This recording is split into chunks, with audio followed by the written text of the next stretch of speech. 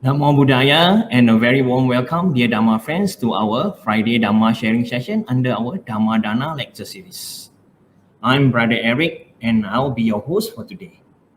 We are privileged to have with us Bhante Wetara Mahinda as our speaker for today. Let us now bring Bhante online. So Kihotu Bhante and welcome to our Facebook live page, Bhante. We will now do a short introduction on Bhante. Bhante Wetara Mahinda was a senior lecturer in Sri Lanka. Currently, Bhante is attached to Metta Meditation Center, Janesville, Minnesota, USA. Bhante participated in many lectures and discussion programs in both East and in the West. With that, we would like to invite Bhante to deliver today's Dhamma sermon. Bhante. Good evening. Thank you, Eric, for your introduction.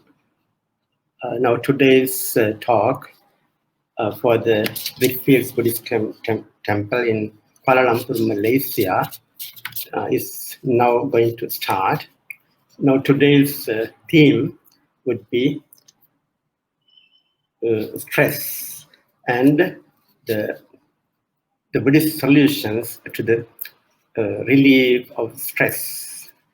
I would like to get only about 30 minutes time to explain certain things related to the theme, and afterward would welcome you to ask questions so that we can have a discussion based on these questions. Now, let me first introduce the theme, for instance, shortly, though it is not very not an academical explanation. Now, stress means a kind of pattern of descriptive physical and mental reaction to incidents that threaten our ability to cope with situations. Now, in the Buddha's teachings, Buddha really emphasizes the fact that we are stressed during the life, not only during this life, but also the entire samsaric circle. Now, Buddha really has used the term in Pali, the dukkha. Dukkha is the term that has been used to denote stress in modern day English usage.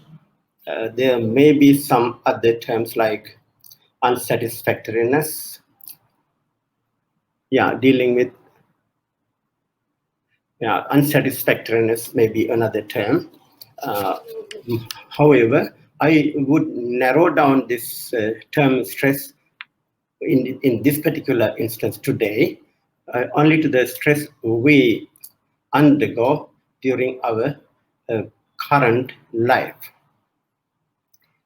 during our human life currently. So that does not mean I neglect the fact that we are stressed during the whole samsaric circle. We need to definitely find a solution to the stress or the dukkha, which has been explained by the Buddha and which the Buddha wants us to eradicate totally. But in today's talk, I confine myself to the stress we undergo in life situations in our own lives.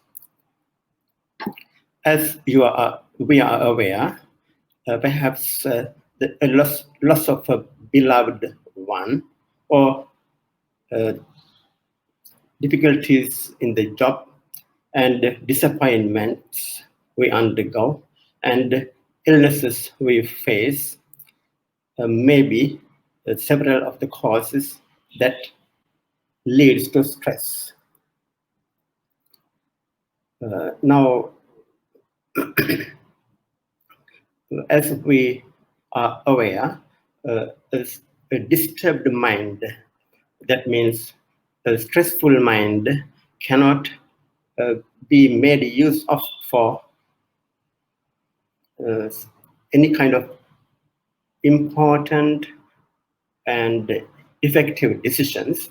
Only a mind that is peaceful and that is calm and that is still leads to the cessation of the stress, at least temporarily. Therefore, the clarity of mind is essential for us to live comfortably in whichever circumstances we are in. So, the clear vision or the clarity of mind paves the way for wisdom in the ultimate sense also, and in other words, um, reciprocal. Also wisdom leads to a definite peace of mind. In other words, now Buddhism, as we are aware, it stresses the fact that we have the problems of greed, hatred, and illusion as three negative causes or the roots or the kilesas or the defilements, which leads to all kinds of problems. Now, let us see some of the concepts included in the Buddha, not really the suttas in particular, but some of the concepts taken from wherever it is possible to understand what we can do to eliminate stress. Now, as we are aware again, each and every one of us has the notion of self. This self can be, as you know, not the individual self, but a self that has something to do with the possessiveness. We possess things, but it not only has something to do with the identification, but possessiveness. So let us think, how many possessions do we have any moment we live in this world on earth? How many struggles we undergo because of the possessions. We possess so many objects, so many individuals, so many material things. In addition, our own body. We possess the bodies of others, other friends, and we possess many conceptions. We possess many conceptions that may have nothing to do as far as our problems solution is concerned. But we go wherever with a lot of conceptions. So these conceptions have a lot to do with in reality, all the conceptions almost have something to do with the self. So that is a very dangerous situation, because of that, we always tend to think that this I am, and I do things and I possess things and it is me always. It's very difficult for us to think, even in a community or even in a family background. We think we cannot use the term we rather than using I. Not only the individuals, not only the human people, but also other beings and other things and the other not various kinds of phenomena on earth. So these are existing, though temporarily, but what we do as a result of having this notion of self, we possess so many things that lead to disastrous situation in our lives. Uh, Therefore, it would be great if we understand that there is also the concept of impermanence, which has been taught by the Buddha. Buddha says that everything is impermanent. They may last for a short while, certain things last longer time, but everything is impermanent.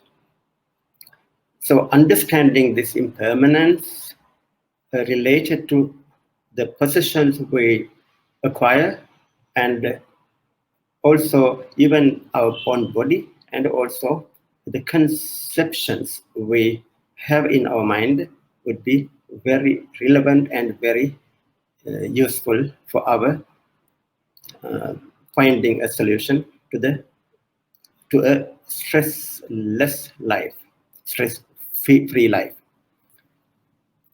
Being mindful of what we do, and also being non-judgmental about our awareness to so many things and so many individuals is another important factor that helps us to eliminate the stress. Now, we have so many judgments relating to the past, relating to the individuals, relating to our own life, relating to our own body. So these judgments are necessary. I do not say that certain judgments are not essential, but due to having this judgmental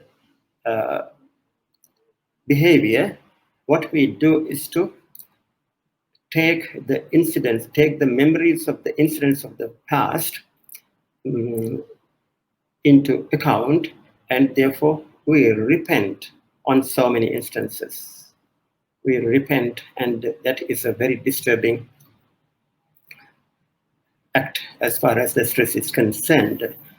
Perhaps we think that we were not able to act according to what we need right now, what we think proper right now, and like that we repent over what we have not been able to do in a way, and what we had done, although we think we should not have done. So past is past, and I do not not only me, but all of us know that the past cannot be utilized right now. But fortunately, there is an instance where we need to and we can make use of the past. That's a functional way.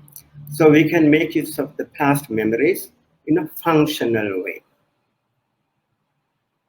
Please understand this very clearly.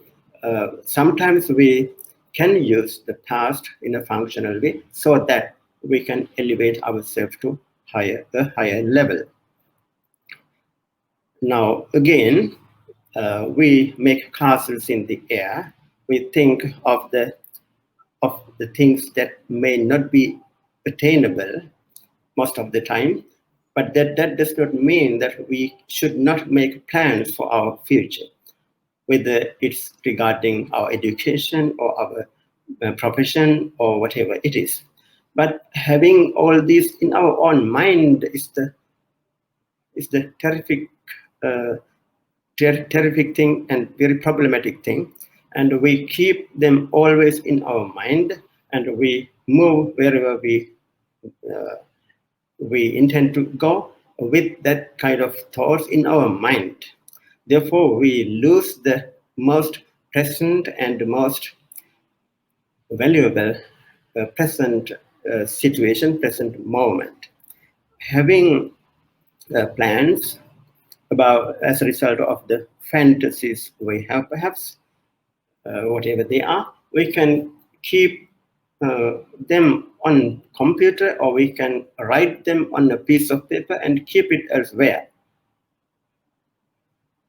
Therefore, I do not say that we should not have plans about the future activities or future lives of ours. What we need to do is to try to understand that they should be helpful, having a plan and make a determination based on that plan, but having always it in our own mind makes us problematic. Therefore, using the both past and the future in a functional way, we should be very, very careful and very clever to make use of this both in a functional way only. Now, for instance, there are some people who want to achieve higher states in mind. For instance, they want to become an extreme winner at once. So they have this in mind always, and they do something that should not be done according to the Buddha's teaching itself. They do not live in the present moment, and they create a problem as regarding the higher mindful states themselves. Now, one other point I would like to point out right now is the loving friendliness, as most of us always talk about this whenever we deal with a subject or the topic or a Dhamma discussion about Buddhism, and in other religions also this loving friendliness is used. However, this is not easy to use, although we keep saying that we should keep cultivating the loving friendliness. Most of us are unable to do it unless, of course, we are totally free of the defilements, or at least if we have been able to undergo many experiences or many training, we are not able to practice mindfulness or practice loving friendliness. Now, loving friendliness starts with oneself. Have loving friendliness and have the thoughts of loving friendliness towards one's own body and one's own mind. Now, in many instances, we see how much difficulties do we undergo because of our physical problems, physical characteristics, maybe based on our numerous features of body. I do not need to, explain all this, but we are very determined to make changes of our body almost always.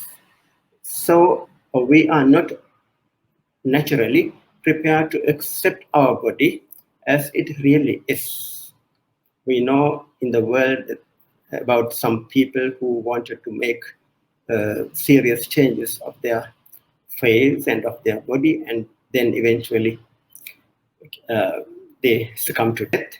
And that is a physical death, but because of our requirement to make changes of our body unnecessarily and unusually, pave the way for stress, mental stress. So we can do really most functional things, as I mentioned earlier. It's functional use of the past as well as the functional use of the memories of thoughts of the future. So we can use our own body as a functional something, and then we should not go to an excessive behavior, and we should not always be worried. In certain instances, we become worried about our difficulties and our physical features and required changes of the face as well as other parts of the body. Therefore, the most important requirement is to accept our body as it really is. Make some changes if they are, if they can be done. Uh, we should not be worried about the changes that cannot be done at all. Therefore, this has a lot to do with the friendliness to oneself, friendliness to one's own body as well as one's own mind. Now, the friendliness to one's own mind has again something to do with accepting our thoughts as they really come to our mind and do not need to uh, make changes of our thought patterns. So accept them and let them go.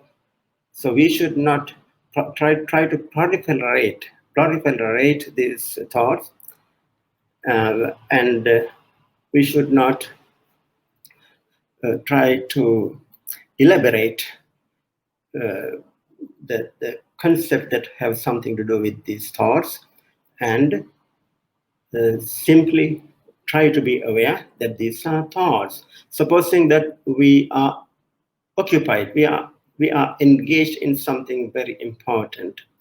Suddenly a thought comes to our mind related to a past memory.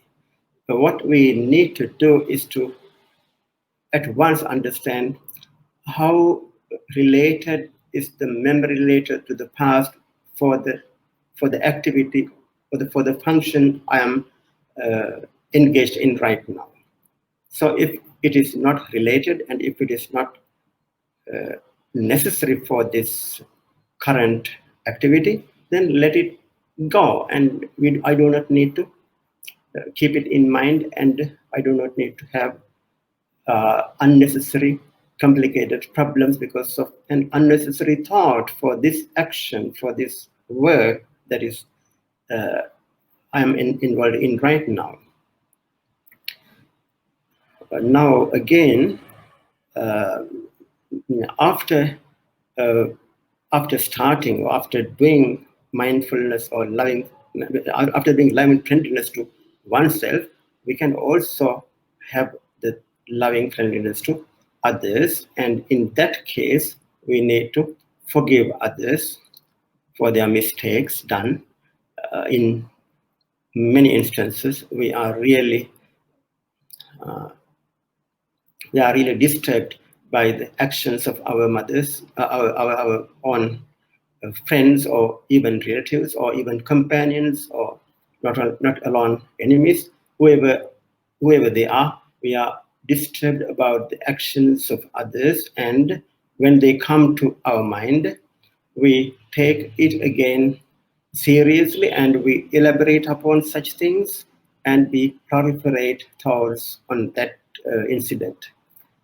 Therefore, try to understand again that we are engaged in something useful, fruitful, and something that is relevant to the present moment, and having thoughts related to the past incidents of the others is not necessary for this moment. So it has a lot again to do with the loving friendliness to others. I do not need to go into detail about these things right now. And also, it would be very greatly helpful for um, uh, alleviating stress if we care for others, if we care for the needy people, whoever they are, in whichever circumstances we are in. Whenever possible, we can try to care for others, and I should not again elaborate on this, that I simply make it in a point form right now. One other concept that is mostly discussed in the Buddhist doctrine is the karma, or the action. The karma is the action and vipaka is the result. So karma and vipaka, when we use these two terms, actually they do not necessarily have something to do with the past lives in the samsaric circles, but they also have something to do with the present life, our own, in our own life, maybe 10 years before, or maybe 20 years before, even in our childhood, we have done something uh, verbally and bodily, and even in our mind. So they may have some consequences for the current life of ours. Now, so, I mean, also the actions we did yesterday, or even now today, an hour before, supposing we did some action with a mind full of hate, then it has terrible consequences for the present moment. We become at once disturbed in our mind. We are not able to make meaningful decisions, and we are perturbed in our mind. So this is again, you see, a very clear example of a karma vipaka in practical terms. Therefore, we can try as much as possible to do not to do the karmas that are harmful to others. That does not mean that we can be the I or we can be eliminated. So that are harmful to both myself and others, both us, ourselves, and others. Short term or long term. They may be short term or long term. So when understanding this principle of karma, we can really make use of that for a pleasant lifestyle.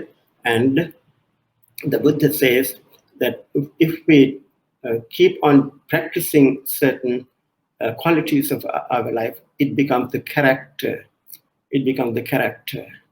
Therefore, we can have a very, very friendly and noble character in the end if we keep practicing some of these things like having loving friendliness and so on and so forth. Now, also in the Buddha's teaching, Buddha recommends us to practice meditation. Now, meditation, as we are aware, has something to do definitely with our mind, kind of mind culture. When we think of this mind culture, sometimes we tend to think that it has to be done only when seated at one particular place, in one particular stature, in one particular way, and in one particular place, in one particular time. But rather than that, we can think of understanding and think of meditating at whichever place we are at whichever time period we are in whichever posture we are in. We can only try to understand, to find out how our mind works, what kind of disturbing thoughts that are going to occupy in our mind, and we can keep doing that kind of meditation for our practical purposes. So that helps us to deal with stress in a substantial manner. So Now, Buddha recommends us to do the walking meditation also. Walking meditation. That might mean that we need to do it in our temple premises or even elsewhere. While we are going to other places, we can do walking, and while walking, are we become mindful about our own act as well as our own mental situations, and so on and so forth. One other important aspect is to live in the nature, live in a place associated with nature whenever possible. For instance, rather than being confined to only a small room or even a house, we can be with trees and we can be with the rivers when possible, but I understand that it's difficult for most of us to do always, but whenever possible, go to a place where we can be surrounded by the trees, the green, and we can go to a place, go to a riverside, and even the sea. And one very important thing we can do is to look at the sky at night. If the sky is not covered with the clouds, look at the sky for some time. That itself turns out to be a very good object of meditation. When we keep looking at the sky, we understand, most importantly, that the so-called self or the I, myself, am not the only individual in this universe. There are so many other individuals and other creatures, and also other objects and other planets, and so many other things in the universe. So one thing that happens is that we become together with these objects or the planets in the universe, and also other objects in the sky. And importantly, we can see the changes that are happening in the sky. This happens when we go to a seashore. When we go to a seashore, keep looking at this sea for some time, and we really can contemplate on the changes that are taking place on as far as the waves are concerned. So that teaches us a tremendous lesson indirectly. So that itself, that kind of things themselves then become the objects of meditation. So, lastly, uh, making a habit of the funny side of our behavior. Now, there are so many things at which we can really laugh. Our own behavior is not full of great incidents alone, but we can laugh at ourselves, not laugh at others. We can we can even relate to the funny sides of most of our stories, and then it helps us tremendously for the release of stress. So most importantly, the large one, as the last one, I would like to say that having a larger meaning of life, having a larger meaning of life in our life, and also having friends that are called noble friends uh, in the as we find in the Buddha teachings, noble friends. That means kalyana mitra in Pali language. So noble friends. Noble friends are very helpful for our behavior, most of our activities. Uh, they tremendously help us to get rid of our distress or the stress whenever we undergo. So finding a noble friend is again not very easy, However, there are some ways we should think of about about what qualities a noble friend has.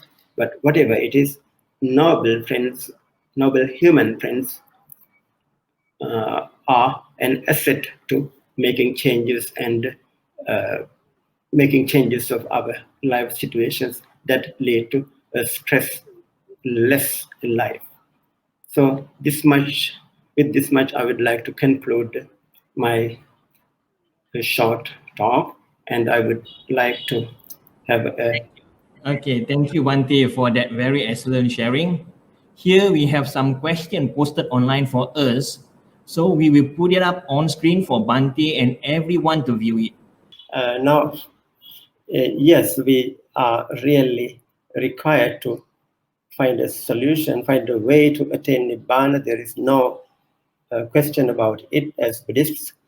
But supposing when we have certain thoughts about the future requirements or the future achievements of others, whether they are uh, materially oriented or whether they are religiously oriented, that might cause some problems.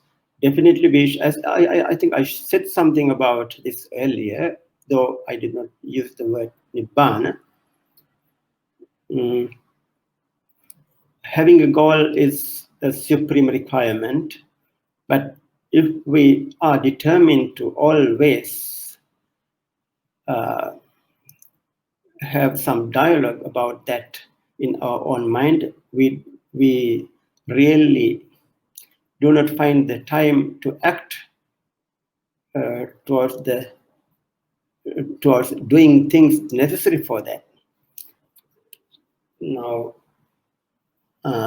it's kind of like having a castle in the air, as I mentioned earlier. We should do little by little the things that are required in the form of meditation and in the form of other activities, but having a goal and always having the wishfulness and a kind of dream may become problematic, I think. But there's a goal, and there are things that we need to do slowly and step by step, and we should go along the path so that we can achieve even the emancipation.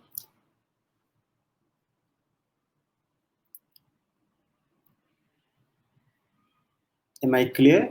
Did I make it clear? How can ourselves cultivate apart from getting ourselves involved in a meditation retreat? Yes, I think I already answered partially to this question also. We need to go to meditation retreats if and when possible. In most instances, there is no doubt about that. But meditation is not confined to only one particular place, one particular time, and one particular posture, because we are doing a lot of things related to our own mind. In certain instances, if we get addicted to going a certain meditation retreat, that again itself become a problem in certain instances, I think. Definitely, we need to go to meditation retreats, and they are very helpful, immensely helpful. But without, uh, at the time that we are not engaged in activities in a meditation retreat, we can do our own work. It's because our own mind is the most important aspect of our cultivation, and wherever we are, whether we are seated, whether we are standing, or whether we are working, we can really cultivate the qualities of mind, try to find out what kind of obstacles are in our mind, try to find out what kind of thoughts, what kind of proliferation we made on certain thoughts, and so on and so forth.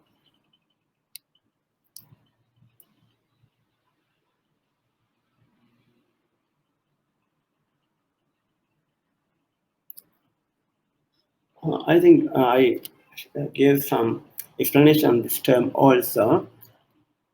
Dukkha has been translated as unsatisfactoriness by certain scholars,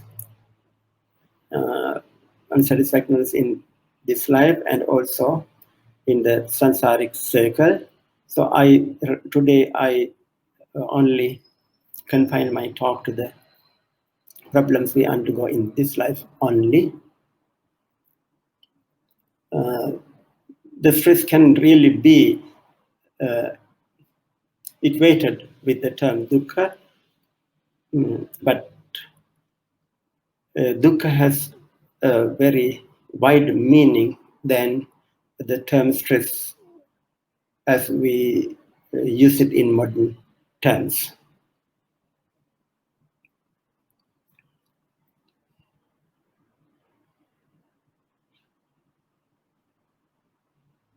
All overnight. Yeah, it needs time to be able to bear results.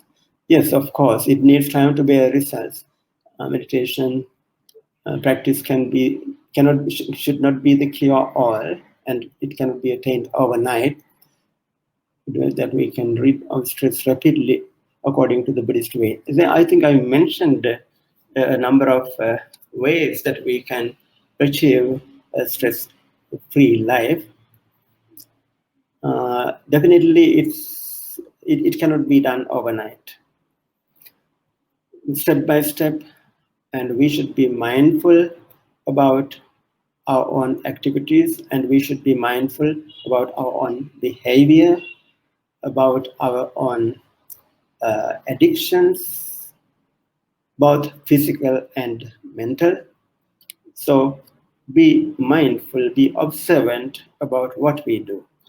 Be observant. I think the observation helps definitely to, it leads to cultivation of mind, observation of mind as well as mind objects, and also emotions that have a lot to do with the proliferation of thoughts. Emotions. When we understand the thoughts and emotions by a constant vigil and constant observation, that helps to stress, that helps to lessen the stress at once. And if we keep doing that practice, that is the way to do it, but it needs sufficient amount of time, and it cannot be done definitely overnight. Mindfulness. Yes, mindfulness can mean, I think, at least number of things. The mindfulness has been explained in the Buddha's terms, fourfold mindfulness. But here, now we know in the United States there is a group that use the MBSR, mindfulness-based stress reduction. So that has been the program of some of the universities in the United States. Now, mindfulness there, in their terms of mindfulness, they do not want to use a religion, even Buddhism, but mindfulness it can mean the mindfulness of the mental thoughts and emotions. It can be the mindfulness of the nature of the body and mindfulness of the nature of our own mind. Now, in Buddhist terms, there are four kinds of mindfulness, and I do not need to elaborate upon that. But definitely, mindfulness of the one's own behavior of the mind and thoughts. That would be very helpful for us to cultivate our mind with the other practices as well. Right, mindfulness. I see. Uh-huh. Yes. Yeah, we can be mindful about certain aspects of the greedy behavior of our mind. We can concentrate for a long time about an object or about an individual that we love a lot, and the right, or the appropriate mindfulness has a lot and has everything to do with the wise understanding. Wise understanding. So things change momentarily, and understanding things and individual and even the mental objects as things that are subject to change and decay. So that, in that sense, the mindfulness associated with the wisdom or wise reflection is the appropriate mindfulness, or rather right mindfulness, as you put here in this instance. Bhante, that's about all the questions for today. Thanks for the excellent answer, Bhante, from our speakers, Bhante Wetara Mahinda, and those equally good questions posted by our audiences. So, okay, before we conclude, we would like to invite Bhante to share the merits accrued today with all the devas and our departed loved one, Bhante.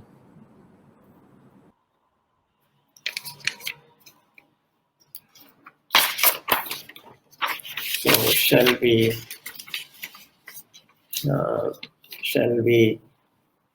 express our gratitude to the chief priest and the other monks of the Big Fields Buddhist Temple, and also the committee members of the Buddhist Vihara Society in Kuala Lumpur, and the audience who took part in this program, and also those who asked questions. And now I would like to give a merit to the devas while I use this Pali stanza. Ittavatacha amhehi samhitam punya sampadang sabbe deva anumodantu sabbe bhuta anumodantu sabbe satta anumodantu sabbe sampatti siddhya. So may all beings be happy. May all beings be free of calamities. May all beings be free of the diseases, and may all beings be free of the cankerous thoughts and also the defilements, and may they be in peace, final peace, that is Nibbana, in the sun, after eradicating the defilements totally, may they attain Nibbana. So thank you very much once again. Now we have come to the end of our Dhamma sharing. On behalf of Buddhist Mahavihara, I would like to take this opportunity to extend our highest thanks to Bhante Wetara Mahinda, and also to our generous sponsors and to all our dedicated audiences. May all be well, peaceful, and happy. Sadhu, sadhu, sadhu. Thank you very much.